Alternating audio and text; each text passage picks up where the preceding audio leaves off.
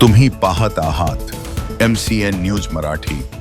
दिव्यांग उपमुख्यमंत्री अजित पवारांच्या अपघातात चौकशीची मागणी। बारामतीतील लोणी भापकरमध्ये कडकडीत बंद। दिव्यांग उपमुख्यमंत्री अजित पवार यांच्या विमान दुर्घटना अपघातानंतर अनेक प्रश्न उपस्थित केले जातात। सगळ्यात महत्त्वाचे म्हणजे हा अपघात नसून घातपात असल्याचा संशय आमदार रोहित पवार यांनी पत्रकार परिषदेत व्यक्त केला। हा संशय व्यक्त करताना धक्कादायक कारणे आणि माहितीबाबत खुलासे व्यक्त केले आहेत। केंद्रीय नागरी उड्डाण मंत्री राममोहन नायडू यांच्या राजीनाम्याची देखील मागणी रोहित पवारांनी पत्रकार परिषदेत केली असल्याने सर्वांच्याच मनात संशय निर्माण झाला आहे। यामुळे 22 फेब्रुवारी रोजी तालुक्यातील लोणी भापकर गाव कडकडीत बंद ठेवण्यात आले होते। दिव्यांग उपमुख्यमंत्री अजित पवार यांचा मृत्यू हा अपघात नसून घातपाताचा संशय असल्या कारणाने याचा तपास व्हावा, यासाठी लोणी भापकर गावातील ग्रामपंचायतींमध्ये सर्वानुमते ठराव करून या संबंधीचे पत्र पोलीस निरीक्षकांना देण्यात आले आहे। त्यानुसार संपूर्ण